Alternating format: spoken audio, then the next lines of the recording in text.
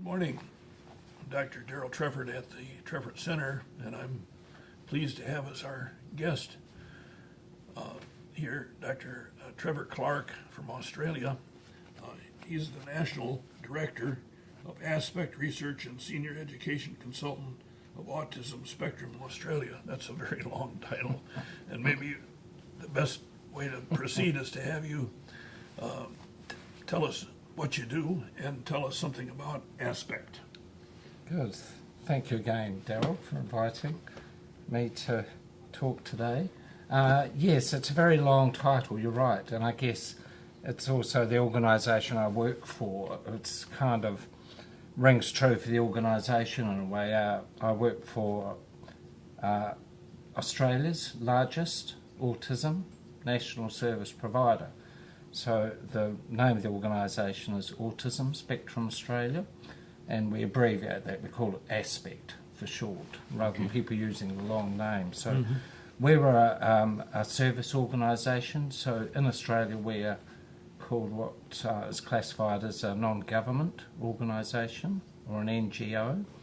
So we are not government run, but we do receive a lot of government subsidies across various parts of our programs. We currently offer services for diagnosis and assessment, so early screening of children. We have a very large early intervention program that I'm not quite sure how many young children are in the program, but we have over 200 therapists just working in that team, working with very young children on the spectrum. We have a very large, in fact we think it's almost one of the world's largest independent education programs for children on the spectrum. So we currently operate 9 schools in 3 states in Australia, and each of those schools, they have quite a unique program, and they each operate what we call a satellite class program. So that's administered by one of those 9 autism specific special schools. But these classes are established in mainstream government, Catholic, independent schools. Wherever a school would say we would like support with the children on the spectrum, we would go on and offer to open one of our classes with our teachers, our teacher aides, our therapists to support children in a mainstream setting. So it's quite a unique program. We have 115 of those satellite classes, and so the education program is a very big one, and we also have what we call an educational outreach service. So that's a team again of therapists and teachers who only work in mainstream schools. So the school can request the service, which of course, because we are an NGO, it's fee for service. People need to pay fees, or the school, for that support. But that team sees, I think it's about 600 clients a year, and that's just in New South Wales alone. So it's a big educational service. Then we have a whole lot of adult programs as well. So, and we were started by parents, a group of parents 50 years ago, who opened the very first autism school in Australia in a very tiny residential home in the northern suburbs of Sydney. 50 years later, it's a national service provider. So, How many people do you serve, would you guess, altogether? I think directly, with the number of direct clients is, I think it's close to 5,000. Oh, wow. But in terms of our reach, in terms of additional support, training support, we do actually run a very large national autism training program called Aspect Practice, and that runs workshops, training nationally, and so we have many people that are reached by that program. So I think it's well over 10,000, even more, I think, people that we touch. Probably just the final thing I'll say about our organisation, and hence my title as being the National Director for Research, we're quite unique. For many years our board of directors, who were primarily made up of parents, saw the value of having a research program attached to the service organisation. So for many years our research program has evaluated the interventions, the programs we have on offer, and that program a few years ago became so big we appointed a very separate research director who, with a recent restructure, I had been the National Director running all of our education programs for many years, and I also started the original research program. So with our recent change, our director left and took up a wonderful post at the University of Nottingham. So I took back, became the director of the research program. And I think we were talking yesterday, Darryl, that we're involved in 31 research projects currently. Many are about evaluating our own programs at Aspect, but we're also part of a major research initiative in Australia, which is funded by our Australian federal government, where I think it's $130 million worth of research funding, and we're halfway through an 8-year research program. So it's an incredible program and attention to research in Australia. It starts from genetics, early diagnosis, intervention. There's 3 major programs. Program 1 is around those early stages. Program 2 are all education research projects. So we're involved in 12 of those education research projects. Program 3 is about research into adults with autism. How can we better transition our people from a school setting into vocation, leisure rec, doing multiple studies into the mental health, longitudinal studies of adults on the spectrum. So it's a very exciting program, but very important, I think, if you're providing services for people on the spectrum, you really need the evidence. You need to be ensuring you've got evidence informed, and we call it informed because we don't always believe it's just the research evidence that a researcher has published, popped into a manual. It's also about what is the experience of our teachers, our families, our people on the spectrum. So we listen to them and we build and we co-plan and co-design our research with people on the spectrum. I think in that way we prefer the term evidence-informed because it's actually informed by the research evidence, but also about the people that you're aiming to support. Oh, my, it's really a very comprehensive program. I think what's been impressive to me, when we talk about autism research, people think about, what causes autism and why is there an increase and all that. But I've been impressed by, with your program, looking at what works, we have all these programs and we should be looking at what works and what doesn't work, and then trying to use the what works. So evaluating how we're doing, I think, is, and I know that you've been the lead person in looking at that. I guess I want to talk about how we happened to get together some years ago.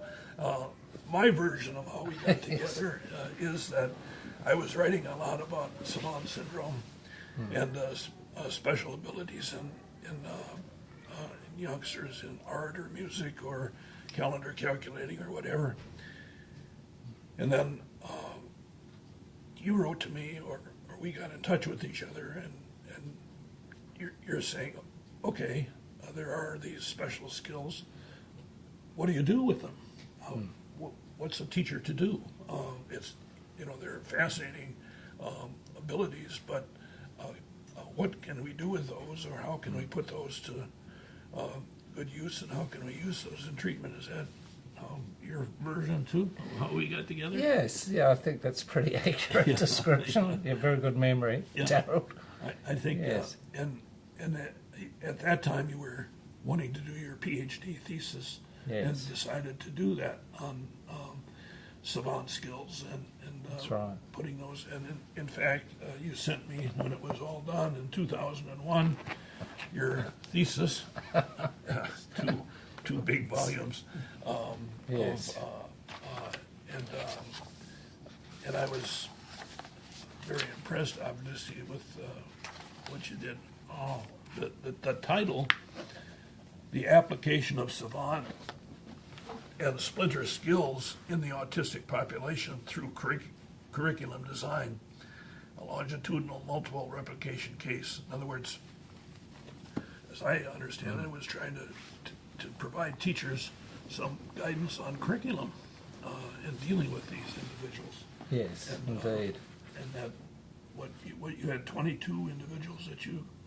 Yes, there were 22 that participated in the study. Uh-huh. And I think, Darryl, I say blessed, very fortunate when I had embarked on I was actually finishing my initial master's research. I had moved a few years prior to that from New Zealand because I'm a Kiwi, a New Zealander, who fled the country, took one of the boats and went to Australia. I was allowed in at that time, which was very good. But I thought I really need to finish my master's degree. And when I enrolled, they kind of said, well, you really need to be in the Master's Honours program. At that time, I was teaching children with autism. So I joined Autism Spectrum Australia as a very young teacher and a temporary relief teacher, we called it initially. And I thought, after 1 week, heavens, I'm not sure if teaching children with autism is the thing for me. Is this a good fit or not? But I guess one of the things that kind of drew me, and like yourself, the interest has never waned, and one of my little students in my class was a little Italian boy who had incredible savant ability. And I guess I had never observed those skills in a child with autism to that point. And again, I was a fairly new teacher into autism. And it was really through this boy, I'm going to call him Patrick, which is his pseudonym, and I use that in the doctorate and more recently in the book that I've published. But Patrick really intrigued me so much. And at the same time I was doing a master's course, University of New South Wales, and again very fortunate, as I was so fortunate to come across your work, Darryl, and your mentoring support. There's also Emeritus Professor America Gross. And in Australia, she was the guru of gifted education, mainstream, gifted education. The two of us clicked, and I developed a program for Patrick, looking at his gifts, exceptional abilities. And so that was done under what they call the New South Wales program at the university. It was the Gifted Education Institute, which at the time I thought, this is very odd. Why am I doing my autism doctorate in a gifted program?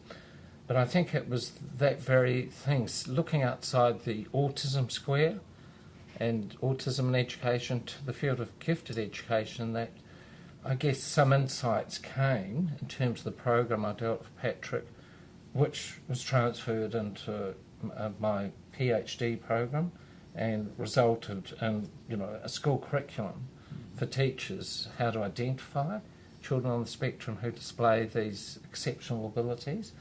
And again, secondly, which has always probably been my major interest in autism research, is around intervention.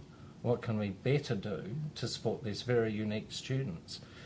And of course, the more time I thought and did the PhD, and under your guidance and support, and I know you examined it, and I'll never forget you said, this really should be written as a book, Trevor. Right. So I sort of ignored your advice for many years. Finally, about 2 years ago, I thought it's time. Right. Time to sit down. But it was also because, not just to put my thoughts down in book form, but for many years I know that I've had inquiries from many of your families that have come for advice through your website, and teachers also, about what do I do? I've got this exceptional child with autism, and often they came from mainstream teachers and also parents. What can I do? So I think rather than, and for many years I individually offered support to people that contacted me, via yourself, Darryl. I thought this is the time to put this down in a book. So at least there is some guidance and advice. Right. For identifying savant skills in children on the spectrum, and also particularly for educators, but and parents, what can we do to see if we can make those skills functional or of value for that person on the spectrum? And of course really the end goal is post-school. How can we better support children on the spectrum to better outcomes as adults? And I think you and I both know in the research we read that the outcomes for adults on the spectrum remain extremely poor. Right. Even the very high functioning, the term we used to use, Asperger's. Our organisation did a study 3-4 years ago 300 Asperger high-functioning adults on the spectrum. We surveyed them to find out what was happening in their lives, and there was less than 50% of very able on the surface, I use that term loosely, high-functioning people who were in employment. And of course many were socially isolated, suffered from a range of mental health issues, anxiety, depression.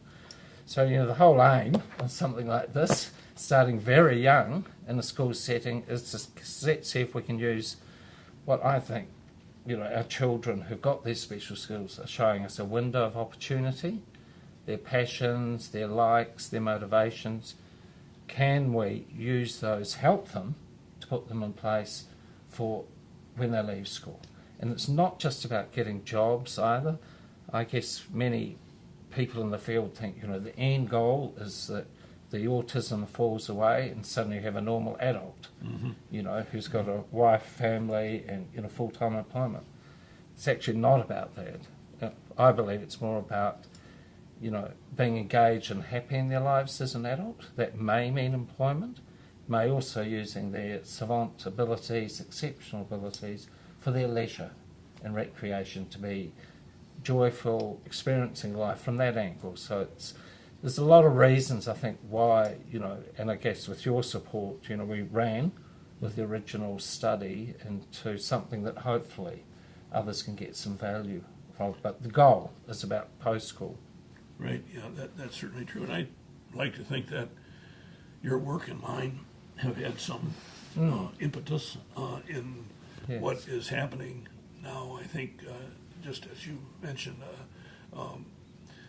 what happens in this country, at least, is that the services for persons on the spectrum, children particularly, are really quite good. But at age 18, you go off the cliff, and then they're sitting in the basement doing video games or whatever. That's right. And I agree. and so I think we're seeing in this country now a real interest in the kind of thing that you articulated. That is to get these people to not only just have a job, but to have a quality of life. That's right. Independent living, Yep. And leisure skills and joy, and if some of them, their savant abilities, whether it's in art or music or electronics or even mathematics, can be used, and in the industries, and we have Microsoft is now recruiting such individuals. We have a company here in Wisconsin and Milwaukee who is run by a woman with high functioning on the spectrum, and she has her own software company, and she hires people because they can program in 4 hours what it might take somebody else a week to do.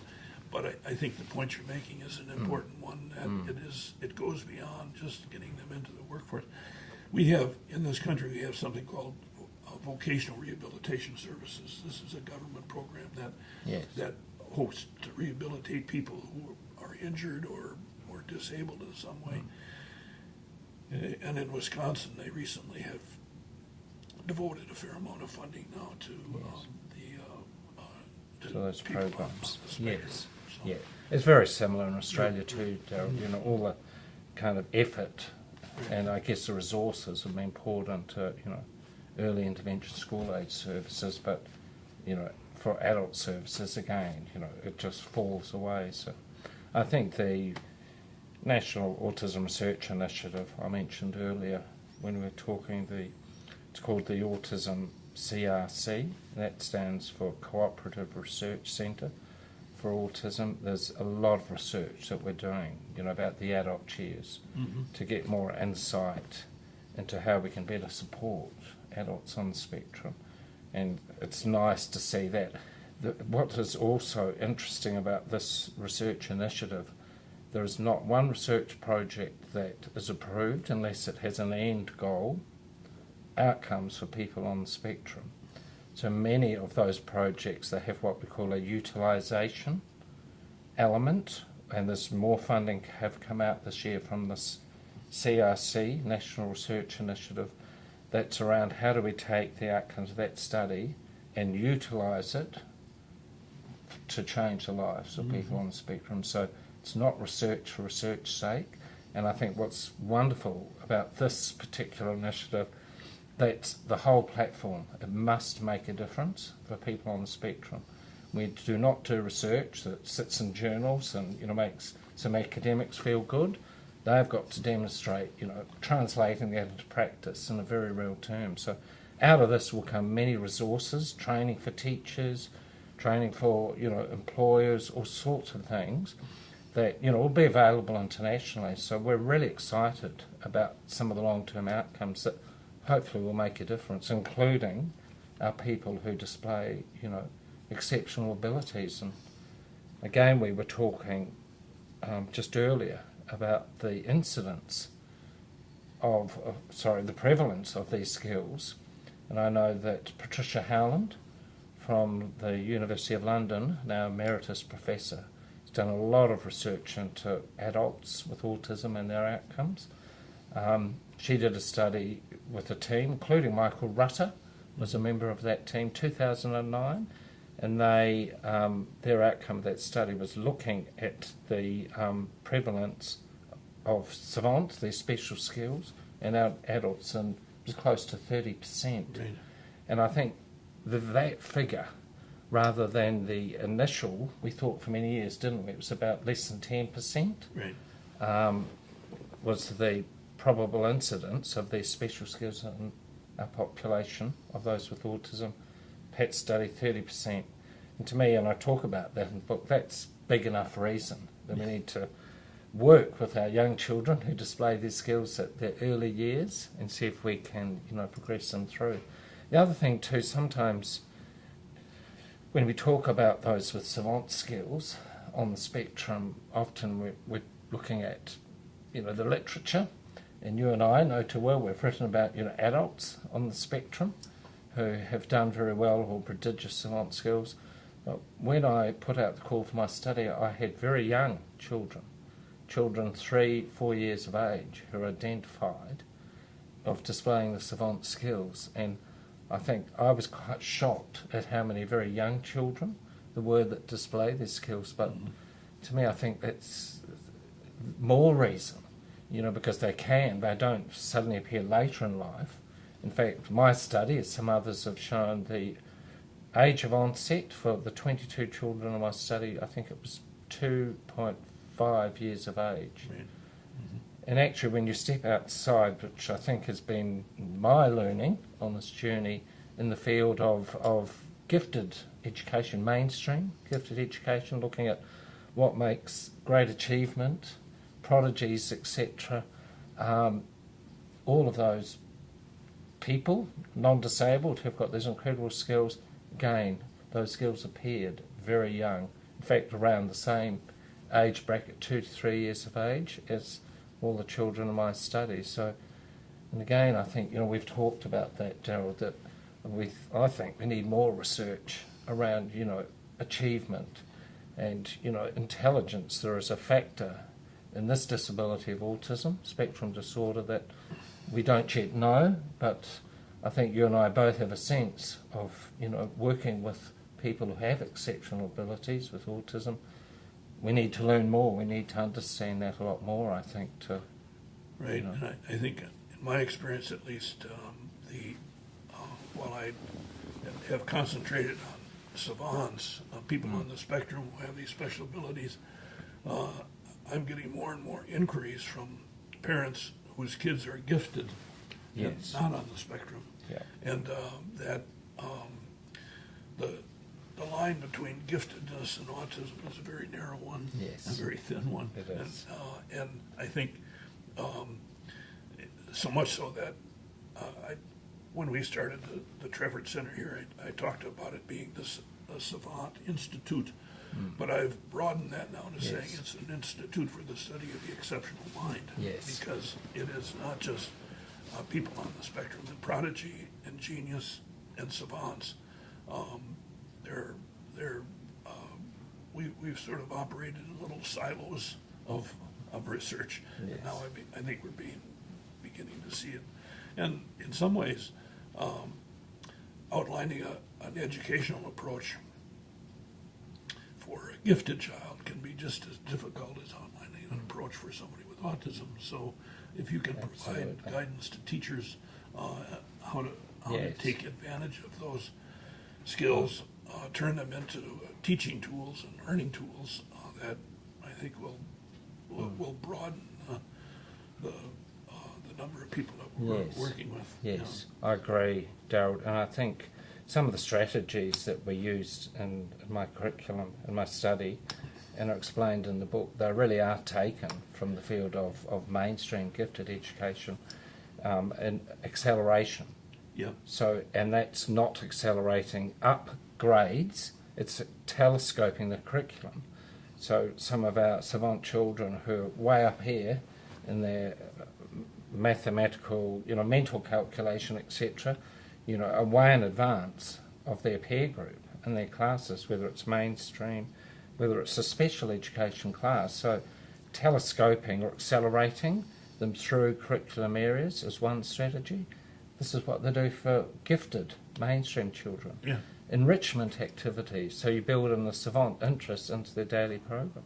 Some of them are used from what we call the pre-mat principle, so it's a reward. You do your reading, writing, and then you can engage in, your savant passions and interests. But probably the most important strategy that applies, I think, in the term is now, as we're talking about gifted children and gifted children with autism, or gifted children with any disabilities, the term twice exceptional. Mm-hmm. And again, this is a term that's now very commonly used in the field of gifted education. So outside the field of disability, and when I reacquainted myself with the literature again before I wrote this book, I stepped back into the field of gifted education. I was amazed to see how much work and thinking has been going on about gifted autistic children, right outside of the field I've had my head down and immersed in. And sometimes I think that's the great value. If you look beyond parameters of, the intervention, the programs we have in the field, in this case, this disability of autism, it's amazing what you can bring to bear. I'll finish on that one point. The final strategy that I used children in this program, this curriculum, was mentoring. And again, we've talked at length about that this is in life, if you look at the case studies of any high-performing, prodigious person in society today or in the past, somewhere there's been a very strong mentor, someone that supported, facilitated that person. And again, that's the strategy we borrowed and put into the curriculum. And I think, for those with savant skills who've done very well, Stephen Wilshire, or many of our savant artists, if you look closely, they've had a very strong mentor. Quite often, in the cases we know it's been the mother, but I guess this is a critical strategy that's applied all the time in the field of gifted mainstream education to support gifted children, and I think it applies equally more so with our children on the spectrum with exceptional skills, that a mentor is a critical strategy. So, we had mentors in our school program where there was a child who may have, incredible interest in all things electronic. Mm-hmm. So, we had teacher assistants who volunteered, the computer experts in the school who spent 2 years tutoring these children out of hours. But that was an example of a mentorship program. They do exactly that for mainstream gifted children. So we're talking the strategies: acceleration, enrichment, and mentorship. And mentorship. Yeah. Yes. Applies. There are many more as well, but those are the three primary ones that, again, we found very effective to this curriculum. And, they're sort of outside our current field of education and autism, but I think now we're beginning to understand that there's a wider group who display exceptional skills, and I agree completely to broaden that term. Savants, my view, is they are one group, one cohort of the wider group of gifted disabled children on the spectrum, and you have the other group who may be very high intellectual performers who have autism. They might be not necessarily and have very high IQ or high intellectual ability, but they in their own right have great artistic skills, computer ability, etc., that don't quite fit the terminology of a savant skill, but very high performing. And, it's about really, I think our task is supporting all those on the spectrum, no matter what the exceptionality is. But I think, we need to raise awareness of, the wider group, and then how can we better help? Because I do think those gifted autistic children currently, and when you look at the literature, they're missing out. People in mainstream and in gifted research are asking questions, what do we do? But people haven't quite yet come to, well, this is the way we can help them. This is how we can better support them. There is one thing that I talk about in the book, and I've taken it from gifted education. They talk about the use of dual programming. So dual programming means for any child that's labelled as gifted as well as disabled, that you bring the both elements. So you bring the strengths and interests into their class education program while you're working on the deficits associated with that disability. And really that's what we do, what we did here in this curriculum. And I really think that's very interesting because it's from the field of gifted ed who have already come to that point, and quite a while ago, that this is really the way we need to better support these children in school programs. So. One of the, I don't know about in your country, but the question I'm most often asked is the incidence of autism increasing? Yes. And what are your thoughts about that? Well, I think it is, but there's, some quite logical reasons for that. We're identifying many more on the spectrum now with our, increased knowledge and understanding of what autism spectrum disorder is exactly. And for many years ago, and not necessarily everyone understands this, we would, that, it was really the more severe, moderately autistic people that were diagnosed. And it wasn't until the beginning of the 90s that we understood, just a minute, that there's this whole other group, and the term Asperger's was brought into bear, into play at that time, which is now, been replaced recently. But there's a huge cohort, people on the spectrum fall into that upper range or high functioning range. So when you bring the both together, of course you're going to get a perceived, increase in the incidence of autism. But again, having been, in the field of education and saying, my education program at Aspect, we also work in all other jurisdictions, we work with all other education departments, government, Catholic, independent, and we're overwhelmed at the growing need of school sectors to better manage children with autism because they now have so many identified through all of their schools and classes, and it's probably the biggest challenge to educators in Australia is how do we better manage children on the spectrum, particularly in mainstream education. It's huge. So, and I don't recall, 15 years ago that being quite such an important, priority for all education sectors. I like the model that you're using in Aspect, which is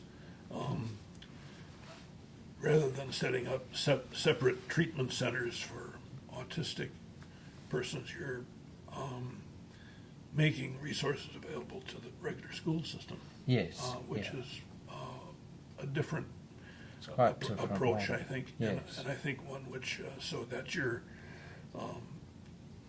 the training that you're doing, these people are going into the school system, or into the regular school system instead of setting up a separate network of treatment programs for autistic persons. That's right. Yeah.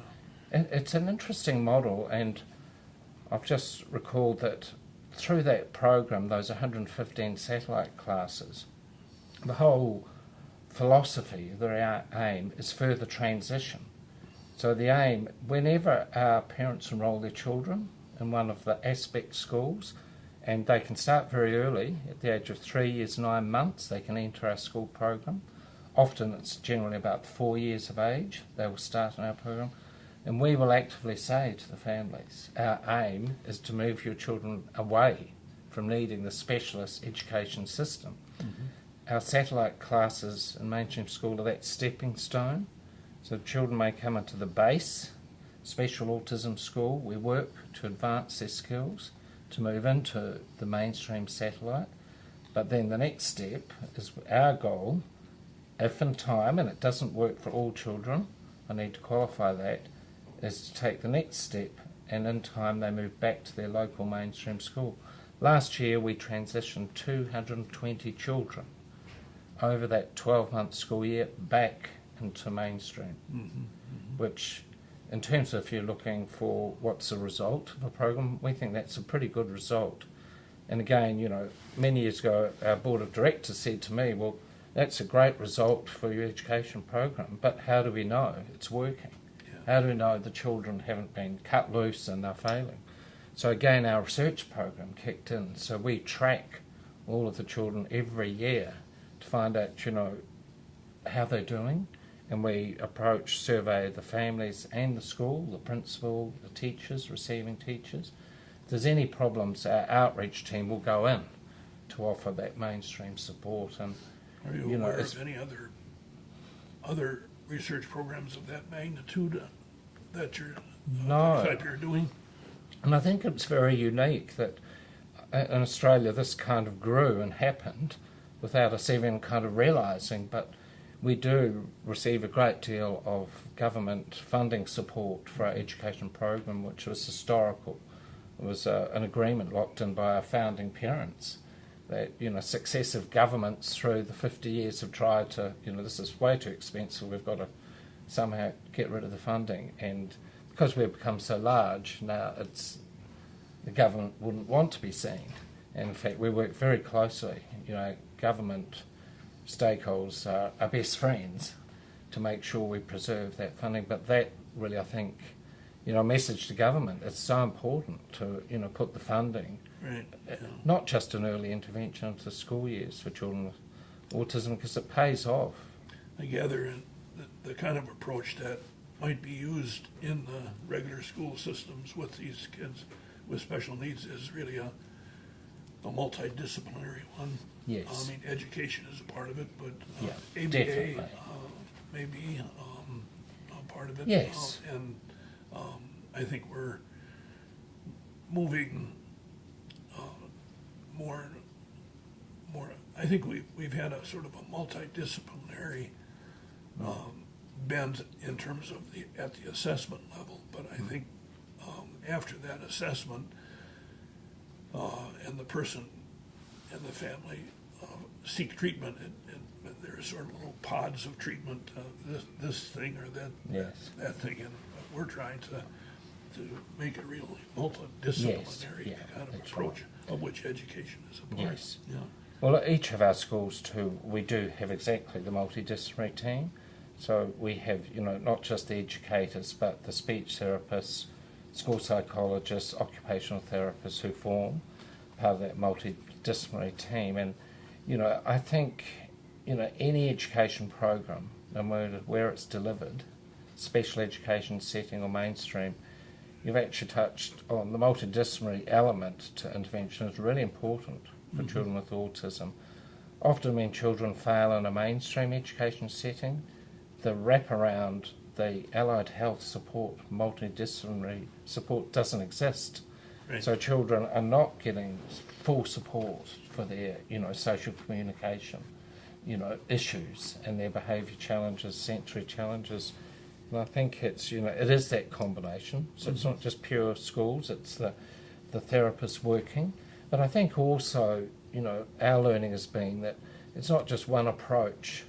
We ourselves have, you know, looked at the literature very carefully about intervention in autism, and particularly education, and we've developed what we think, and it comes under the term a comprehensive approach. So we have, I think, 12 key elements as part of our educational approach, and one of those elements is, of course, the therapeutic support, you know, speech, occupational therapy, but another element is positive behaviour support. Another element might be structured teaching, structured learning. You know, parent involvement, another critical element. Looking at the mental health of our children in schools, that's another big part of our educational program. So, you know, I think it's really important that in particularly education, we've got to be open-minded and explore, you know, what are new and interventions that work. And because of that work, our research program at Aspect developed a model of research that can take place in education for better supporting children on the spectrum. So our whole, we call it the Aspect comprehensive approach for education, and that approach is not locked in. Every 2 years we do a complete review with all of our senior education specialists in our program, where there might be it might be the use of iPads for children with autism that we know our children have taken to very well. So we have developed a model of research where we can look at the literature, what evidence is out there about the use of iPads, and what we've done is built in a flow model of research where we will then trial, if there is some evidence, we will do a small pilot within our school program, perhaps 2 classes in the school on the use of iPads, and we have done some of that research. If it's proved to be of value and there's good outcomes, we'll do a larger scale study. And more importantly, we may publish on that study, but it's not about the publication. We then go back to our overall comprehensive approach and we will add in the new element, the new program that's been, you know, trialled and, you know. Comprehensive might be a better term than multidisciplinary. Yes, because yes. It's ever changing, and I think it's. And ever expanding. Yes. You've been in the special education field how long now? Oh heavens, way too long, I think. No, probably close to 30 years, Daryl. So what have you learned? What's been the biggest change in yourself, would you say, from where you started to where you are? I think it's really developing that deeper appreciation for people on the spectrum, particularly children, and what they're dealing with and going through. I think, you know, my overall learning, other than, you know, understanding about the exceptional skills that many of our children have, it's kind of really, it's about, and I think I concluded my book about this, it's actually whatever we do in the field of autism, education, early intervention, whatever it is, it's about what we all want. I think we all want to be independent as adults. We also want to be happy in life. And that means different things to different people, but whatever we do, it's not about stamping out or getting rid of autistic traits. It's about respecting these young people for who they are. Sometimes that's actually running with their passions and their interests. And, you know, if the result is they have a level of independence, for some it'll be much greater than others, if they are happy and engaged in life, I think, you know, what more can you want and hope to achieve, you know, for the people you're working with? And I think that's been my awakening in the last couple of years. And it's not about changing people on the spectrum to be something we wish them to be, but it's also work. And probably the other thing I've learnt through our research program, and as we've developed the education program, it's about working with people on the spectrum. When I came into this field, and because we know that this is a disability where people, you know, suffer great communication problems, expressing themselves, using language, understanding language in the world around them. When I first came to the field, I didn't think their contribution was possible. 30 years later, I think it's a terrible shame we didn't work harder to get them to be joining with us in designing our programs, listening to their voices, finding ways to include them. And I know that the Autism CRC in Australia, the national program, and our program, we now co-design with people on the spectrum. It's not always straightforward, but we're now in a position that we can understand more and they are true partners in what we do. They're equal to. Right. And I think that's the other thing. That's the point we're beginning to move to in the field internationally in autism. I think it's very exciting, and something I thought wasn't possible a few years ago, but now I believe it's critical to our work. Well, I'm so glad that you had a chance to visit us. Yes, finally. We've worked Thank together you. all these years, That's never right. having met. And, That's right. I sort of felt like I knew you. Yes. But you've seen our operation or any impressions of what we're doing. Yeah, I think it's wonderful. You've got a real model here to offer others, but I think in terms of, your work, Darryl, and I guess the example you've set up about, really fostering exceptional abilities of our people, it's, extremely important. And, I was a young student in Sydney, and your influence to someone on the other side of the world and what can be done. So I guess your reach has gone a long way. So, and I thank you for that. Yeah. Thank you for visiting. Very important. It's a real, Thank you. Real Yeah. pleasure. Thank you.